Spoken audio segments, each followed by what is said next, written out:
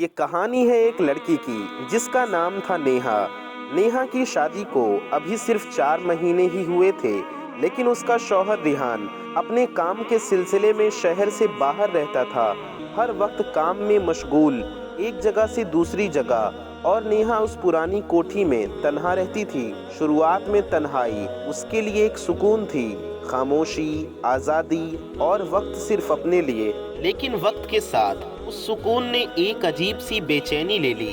نیہا ہر رات جب اپنے کمرے میں جاتی تو اسے محسوس ہوتا جیسے کوئی اس کے پیچھے پیچھے چل رہا ہو۔ کبھی پردے ہل جاتے، کبھی ہوا کے بنا ہی موم بتی بجھ جاتی۔ شروع میں اس نے سوچا یہ سب اس کا وہم ہے، لیکن پھر راتوں کا سلسلہ کچھ اور ہونے لگا۔ وہ جب بستر پر لیٹتی، اس کے جسم پر کسی کے ہاتھ کا ہلکا سا سپرش محسوس ہوتا، جیسے کوئی اس کے بالوں کو چھو رہا ہو۔ کبھی گردن پر ہلکی ٹھنڈک محسوس ہوتی، جیسے کسی نے اس پر سانس لی ہو۔ ہر رات اس کا دل تیز دھڑکنے لگتا، جسم گرم ہونے لگتا، اور آنکھیں کسی تصویر کی تلاش میں کھل جاتی، لیکن کوئی نظر نہیں آتا۔ ایک رات نیہا نے سپنے میں دیکھا کہ ایک اجنبی اس کے بستر پر تھا۔ وہ اجنبی ایک کالا سایہ تھا، مودی آنکھیں، سانسیں تیز، اور اس کا سپرش اتنا گہرا، اس کا چھونا اتنا گہرا کہ نیہا چیخ اٹھی۔ لیکن وہ چیخ درد بھی نہیں تھی، وہ چیخ ایک عجیب سی سکون کی تھی۔ اس سپنے کے بعد نیہا ہر رات اس اجنبی کا انتظار کرنے لگی، لیکن اب وہ صرف سپنا نہیں رہا تھا۔ اس کا جسم صبح اٹھ کر بھیگی ہوئی حالت میں ہوتا، جیسے کوئی اس کے ساتھ تھا۔ اس کے چہرے پر نور آ گیا تھا، آنکھوں میں ایک عجیب سی نرمی، لیکن ہر صبح وہ اور زیادہ تھکی ہوئی محسوس کرتی۔ نیہا نے اپنی ڈائری میں لکھنا شروع کر دیا، میں اکیلی ہوں، لیکن ہر رات کوئی میرے ساتھ ہوتا ہے، مجھے چھوتا ہے، محسوس کرتا ہے، لیکن وہ کوئی انسان نہیں ہے۔ مہینے گزرتے گئے، نیہا کا دل اب اس سائے کا عادی ہو چکا تھا۔ اسے انتظار رہتا کہ کب رات آئے، کب وہ سانس پھر اس کے جسم کو چھو لے۔ لیکن اس نے آنکھیں بند کر کے کہا، میں تمہاری ہوں، پوری کی پوری، جو بھی ہو تم، جن سایہ یا صرف ایک خیال، میں تمہاری ہوں۔ اس رات نیہا کا جسم جیسے آسمان میں اڑنے لگا۔ اس نے خود کو کسی اور کی باہوں میں محسوس کیا۔ وہ سپرش، وہ سانسیں، وہ نرمی، سب کچھ اتنا اصلی لگ رہا تھا، جیسے کوئی سچ میں اس کے ساتھ تھا۔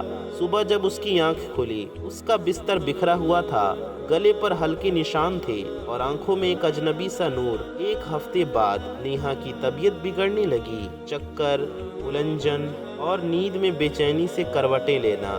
جب وہ ڈاکٹر کے پاس گئی، اس نے کچھ ٹیسٹ کروانے کو کہا۔ 2 دن بعد اس کا فون بجا، ڈاکٹر کی آواز آئی، بدھائی ہو نیہا، آپ گربھوتی ہیں۔ نیہا کے ہاتھ سے فون گر پڑا، اس کا دل زور زور سے دھڑکنے لگا، اس کی آنکھوں میں آنسو بہنے لگے، وہ پھوٹ پھوٹ کر رو پڑی۔ اس نے ایسے خواب دیکھے تھے، لیکن یہ خواب نہیں تھا، یہ حقیقت تھی۔ ریحان، اس کا شوہر، تو پچھلے 3 مہینے سے اس کے پاس آیا ہی نہیں تھا۔ تو یہ بچہ کس کا تھا؟ نیہا نے اس کی پیٹھ پر ہاتھ رکھا، اس کا جسم کانپ اٹھا۔ اس پل اس نے محسوس کیا کہ کوئی اس کے اندر مسکرا رہا تھا، کوئی تھا جو اب صرف راتوں میں نہیں، اس کی روح کے اندر سما گیا تھا، کوئی تھا جو اب صرف راتوں میں نہیں بلکہ اس کے جسم کے اندر سما گیا تھا۔ اسی شڑ ایک آواز اس کے کانوں میں گونجی، میں تم سے محبت کرتا ہوں نیہا، اور اب میں تم سے کبھی الگ نہیں ہوں گا۔ نیہا نے آنکھیں بند کی، اور اس کے ہونٹوں پر صرف ایک لفظ تھا، تم میرے ہو۔ جب نیہا کی گود میں وہ لال آنکھوں والا بچہ آیا تو اس کے ہونٹوں پر ایک عجیب سی مسکان تھی، جیسے وہ پہچان گئی ہو، جیسے اس کی آتما کا ایک ٹکڑا اس کے سامنے زندہ کھڑا ہو۔ جب اس نے بچے کی آنکھوں میں دیکھا تو اسے وہی جنون محسوس ہوا، وہی سایہ، وہی جو ہر رات اس کے جسم سے ٹکراتا تھا۔ اس سمے نیہا کا دل کہہ رہا تھا، وہ واپس آ گیا ہے۔ 3 مہینے بعد ریحان لوٹ آیا۔ دور سے ہی اس نے نیہا اور اس بچے کو دیکھا، اور اس کی سانس اٹک گئی۔ اس کے دل نے کبھی اتنا بھاری محسوس نہیں کیا تھا۔ جب دروازہ کھولا تو نیہا نے بس ایک پل اس کی طرف دیکھا، پھر اپنی نظریں جھکا لی۔ ریحان کی آنکھوں میں ان گنت سوال تھے، لیکن اس کی زبان بالکل خاموش تھی۔ کیا یہ ہمارا بچہ ہے؟ اس نے دھیمی آواز میں پوچھا۔ نیہا چپ رہی، سانس بھیتر کھینچ کر بس اتنا کہا، میں صرف تمہاری ہوں ریحان۔ لیکن اس کی آنکھوں میں آنسو تھے۔ مجھ میں اب کچھ ایسا ہے جو کبھی صرف میرا تھا، لیکن اب میرا نہیں رہا، لیکن اب میرا بھی نہیں رہا۔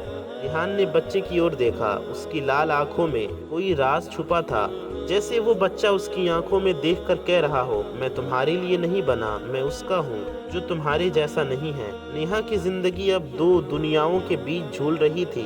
ایک طرف ریحان کی واپسی کا سچ اور دوسری اور اس جن کا پیار جو ہر رات اس کے جسم میں اتر آتا تھا۔ نیہا کا جسم دن بدن اور ہلکا ہوتا جا رہا تھا، لیکن اس کی روح پر کوئی بھاری بوجھ چڑھتا جا رہا تھا۔ اب وہ خود سے باتیں کرنے لگی تھی، خاموشی میں، گہرائی میں، آئینے کے سامنے کھڑی ہو کر اپنے ہی چہرے کو دیکھتی، کبھی ہونٹوں پر مسکان تو کبھی آنکھوں میں آنسو۔ وہ اب بھی میرے بھیتر رہتا ہے، اس نے اپنی ڈائری میں لکھا۔ میں ہر رات اس کا انتظار کرتی ہوں، لیکن اب ڈر لگتا ہے۔ اس کی محبت میری روح میں اتر چکی تھی، اب اس کا جنون حدیں پار کر رہا ہے۔ پھر ایک رات نیہا نے محسوس کیا کہ کچھ بدل رہا ہے۔ اب وہ صرف اسے محسوس نہیں کر رہی تھی، اب وہ اسے سن بھی رہی تھی۔ اس کے کان کے پاس ایک مردانہ سا لہجہ پھسپھسایا، میں تجھ میں ہوں نیہا، ہر سانس، ہر کسک، ہر سلگتی لکیر میں تجھے کسی اور کا نہیں ہونے دوں گا۔ نیہا کا جسم کانپ اٹھا، اس نے موم بتی بجھا دی، اندھیرا اس کی چادر بن گیا۔ وہ بستر پر لیٹ گئی، دھیرے سے اپنا دوپٹہ اتارا، آنکھیں بند کی اور بدبدائی، آ جاؤ، میں تمہارا انتظار کر رہی ہوں۔ اور پھر جیسے کوئی سانس اس کے اندر سما گئی ہو، جیسے اس کا جسم کسی نے اندر سے چھو لیا ہو۔ اسی وقت ریحان دروازے پر تھا اور اس نے نیہا کی دھیمی دھیمی کراہٹیں سن لی تھیں، لیکن جب اس نے دروازہ کھولا، لیکن وہاں صرف ایک ٹھنڈا اندھیرا تھا اور نیہا، اس کی آنکھوں میں لال چمک تھی۔ ریحان ایک قدم پیچھے ہٹ گیا، وہ ڈر گیا۔ اگلی صبح نیہا ایک تھکی ہوئی لاش جیسی تھی، آنکھوں کے نیچے کالے گھیرے تھے، لیکن اس کا چہرہ کسی روشنی سے چمک رہا تھا۔ ریحان نے ایک مولوی صاحب کو بلایا، گھر میں قرآن کی تلاوت شروع ہوئی۔ نیہا چیخ اٹھی اور اس چیخ میں کوئی اور آواز بھی تھی، وہ مجھے چھوڑنے کو کہہ رہے ہیں، لیکن تم تو جانتی ہو نیہا، تم میری ہو نیہا۔ نیہا کی آنکھوں میں آنسو بہنے لگے، اس نے ہاتھ جوڑ کر کہا، میں آزاد ہونا چاہتی ہوں، میں انسان ہوں، مجھے انسانی زندگی جینی ہے۔ اس رات نیہا نے ایک فیصلہ کیا، اس نے اپنی لال لپسٹک اتاری، کاجل صاف کی اور ایک سفید دوپٹہ اوڑھ کر چھت پر چلی گئی۔ آسمان گھنا اور اندھیرا تھا، تیز ہوائیں اس کے بالوں میں الجھ رہی تھیں۔ نیہا نے آسمان کی طرف دیکھا اور کہا، تم نے مجھے چاہا، مجھے پوری طرح محسوس کیا، لیکن اب میں تمہاری روح بن چکی ہوں، اب مجھے اپنی روح واپس چاہیے۔ ایک تیز بجلی چمکی، طوفان جیسی ہوا اٹھی، اس کا جسم کانپ اٹھا، اس کے چاروں اور ہوا میں ایک سایہ بنتا گیا، کالا سیاہ گھومتا ہوا، لیکن پھر ایک دم سب کچھ شانت ہو گیا اور تب نیہا نے محسوس کیا کہ وہ چلا گیا۔ ریحان بھاگتا ہوا چھت پر پہنچا، نیہا بے ہوش پڑی تھی، لیکن اس کے چہرے پر سکون تھا۔ اس نے نیہا کا ہاتھ تھاما اور اس کی آنکھوں سے آنسو بہنے لگے۔ میں تمہیں دوبارہ کھو نہیں سکتا۔ کچھ دنوں بعد نیہا نے اپنی آنکھیں کھولی، اس کا جسم ہلکا لگ رہا تھا، سارے سائے غائب ہو چکے تھے، درد کہیں نہیں تھا، بچہ اس کے پاس بیٹھا کھلکھلا رہا تھا۔ 1 سال بعد نیہا اور ریحان ایک نئے شہر میں رہتے ہیں۔ بچہ اب اسکول جاتا ہے، اس کی آنکھیں اب بھی گہری ہیں، لیکن ان میں اب روشنی ہے، نفرت نہیں۔ کبھی کبھی نیہا رات میں اٹھتی ہے، چاند کو دیکھتی ہے اور اب بھی ایک ہلکی سی ٹھنڈک محسوس کرتی ہے۔ کبھی پردہ ہلتا ہے تو وہ بس مسکرا دیتی ہے۔